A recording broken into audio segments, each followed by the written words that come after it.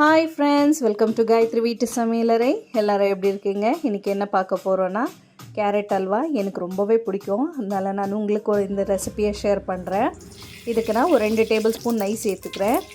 இது கூடவே கேரட்டை நல்லா துருவி சேர்த்துக்கிறேன். நெய்யோடு நல்லா வதக்கி விட்டோம்னாக்கா கேரட் உதிரி உதிரியாக ரொம்பவே நல்லாயிருக்கும். டேஸ்ட் கூட ரொம்பவே நல்லாயிருக்கும். இப்படி நல்லா வதக்கி விட்டுடலாம்.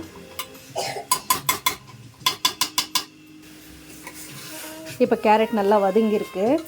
இப்போ நம்ம ஒரு 1/2 லிட்டர் பால் சேர்த்துக்கிறேன். நான் மாட்டுப்பால் தான் சேர்க்குறேன். மாட்டுப்பாலில் கொஞ்சம் கலீஸெல்லாம் இருக்கும். கலீஸ்னாக்கா இந்த மாட்டோட முடி, பில்லு அதெல்லாம் இருக்கும். நம்ம வடிகட்டி சேர்த்துக்கலாம். உங்களுக்கு மாட்டுப்பால் கிடைக்கலன்னா பேக்கெட் பால் கூட யூஸ் பண்ணிக்கலாம். நான் 1/2 லிட்டர் சேர்த்துருக்கேன். இப்போ கிளறி விட்டு நம்ம கொஞ்சமாக உப்பு சேர்த்துக்கலாம். எந்த விதமான ஸ்வீட்டாக இருந்தாலுமே கொஞ்சம் ஒரு பிச்ச அளவுக்கு உப்பு சேர்த்தோன்னா டேஸ்ட் ரொம்ப நல்லா கொடுக்கும். இப்போ நான் மூடி போட்டு ஒரு 2 விசில் வர அளவுக்கு வேக வச்சு எடுத்துக்கிறேன். 2 விசில் வந்துடுச்சு, ப்ரெஷரும் போயிருக்கு.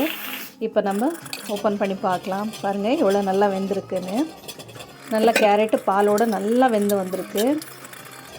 இதில் நான் ப்ரௌன் சுகர் தான் சேர்க்க போகிறேன். 1 கப் அளவுக்கு சேர்க்குறேன்.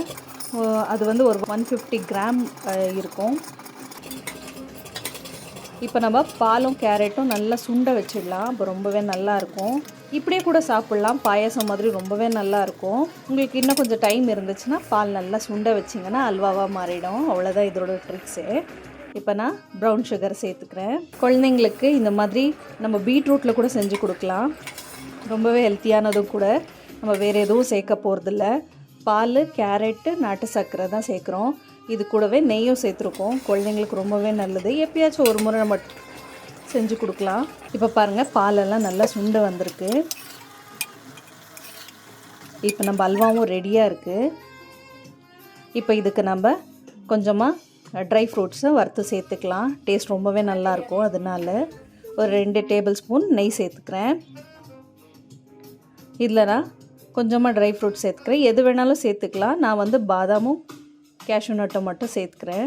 சின்ன சின்னதாக துருவி சேர்த்தோன்னாக்கா அங்கங்கே வாயில் கடிப்படும் போது ரொம்பவே நல்லாயிருக்கும். நம்ம நெய்லையும் வறுத்துருக்கோம் இல்லையா, அதனால் இன்னும் டேஸ்ட் நல்லாயிருக்கும். இப்போ நல்லா வறுத்து எடுத்துருக்கோம். இப்போ நம்ம இந்த கேரட்டோடவே சேர்த்துக்கலாம்.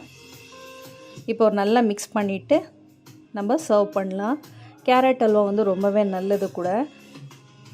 இது ரொம்ப ஈஸியானதும் கூட. ரொம்ப சீக்கிரமாக வேலை முடியும்.